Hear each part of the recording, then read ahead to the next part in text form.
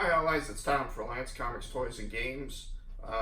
Did an unboxing video and I made a YouTube rookie mistake. I didn't put my phone on airplane mode and the video got interrupted by a robocall. So the unveiling's already happened, but it really screwed up the continuity of the video right at the end. Not happy about that, but that's the kind of thing that happens.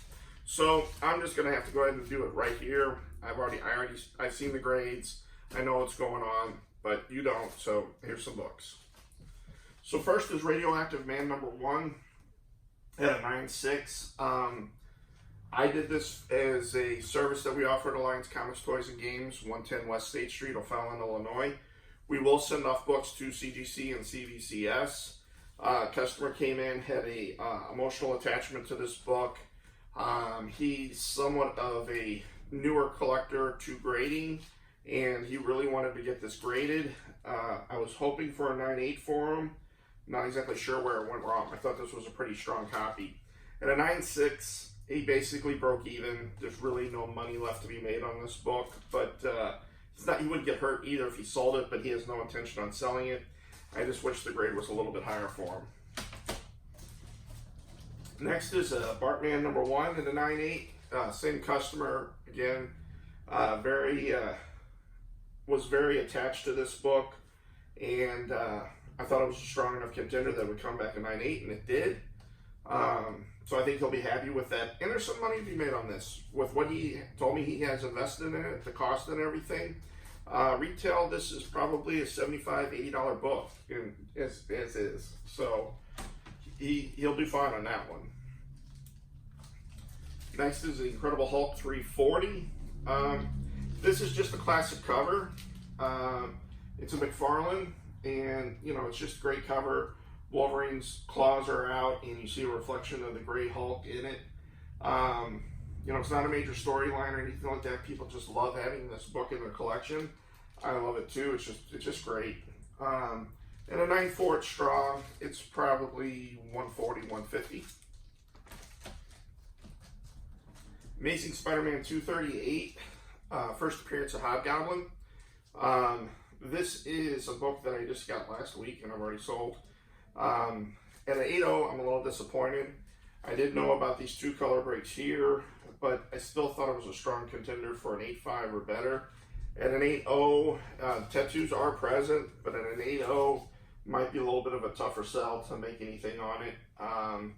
So we'll have to see what happens with this one. There must be some stains somewhere or something that I missed. There is some foxing down here. So I missed a little bit on this one. Still will be okay, but did miss. Here's an X-Men 121. This is the first full appearance of Alpha Flight. Great cover, and it's just a really great book. Alpha Flight is a sleeper. 120 is the first cameo appearance of Alpha Flight, and about 3 or 4 other characters that join Alpha Flight. And a 9.8 copy of that is well over $1,000. This one too, a 9.8 of this is really up there. But a lot of people aren't into Alpha Flight and aren't aware of it, and so this is a bit of a sleeper out there.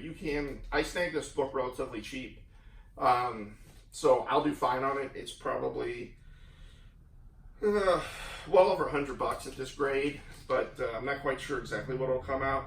But if you see this 120 and 121 in a $5, $10 box in a higher grade 8 or above, snap it up. It's a good deal. Next is She-Hulk #1. This book is incredibly hot. This is a book that when they announced that it was coming to the Disney streaming service, I went and dug through some of my dead stock in the basement and found a copy. And I'm real happy with this grade because I don't have anything in it. I'm way into the profit on a lot. You could pick this book up 5 years ago for a real high grade for $5, no problem.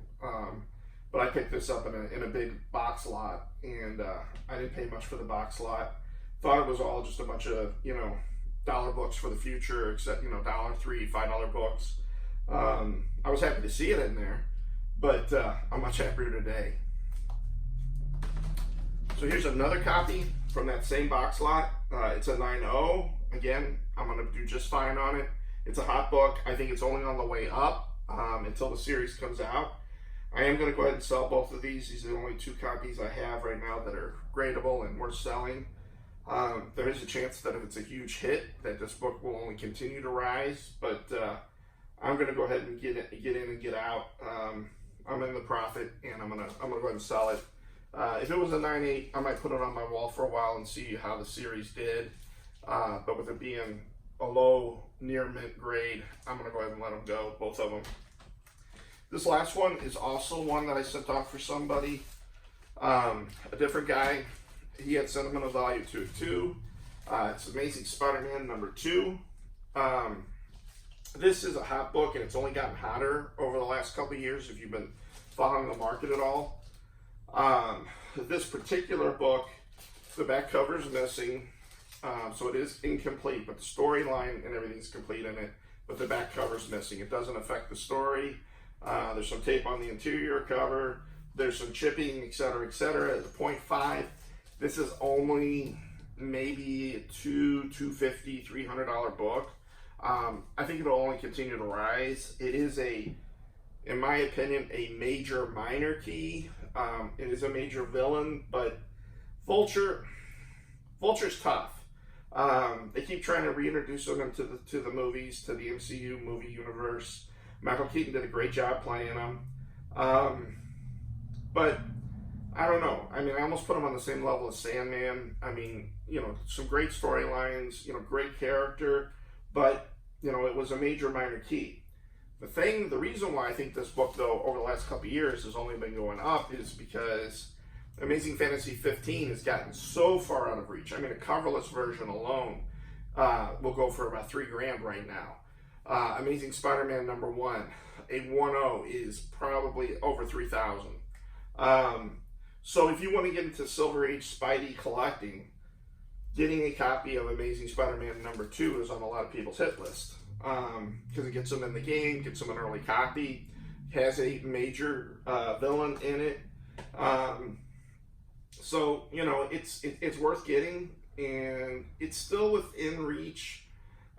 It's going up and up. I've seen this book more than double in the last 3 years, like I said, in value. I've owned a few copies of myself. I've sold 3 in the last 5 years, and but this is, again, this is for a customer. It has a lot of sentimental value to him. He wanted to preserve it so it wouldn't get damaged any further. He's been collecting Spidey since he was 8 years old. He's my age, roughly, and this is the first book that he paid over cover value for. So he's not going to sell this book no matter what, I don't think. Excuse me. And so I think he's going to be happy with this, even though he knew how rough it was before he sent it off and everything. It displays nicely. There is some pretty significant chipping, but Spidey's intact, the Vulture's intact, Amazing Spider-Man's intact. I mean, it's you can see the issue number okay. It's got a lot of eye appeal to it for a 0.5. It really does. So this will look nice in his man cave. I'm sure for now it'll be the focus of his collection. And so anyway, that's what we've got. Our unofficial sponsor for this podcast has been the Comic Book Presser. My friend Chris Myers runs a company. If you'd like to check him out, I send all of our books either through Alliance or from my personal collection to Chris. He does a great job. Check him out on the web, Instagram, and Facebook, thecomicbookpresser.com. And he's growing as well, so you might want to check with him, and I recommend him highly. So that's it. Alliance Comics, Toys, and Games, 110 West State Street, O'Fallon, Illinois.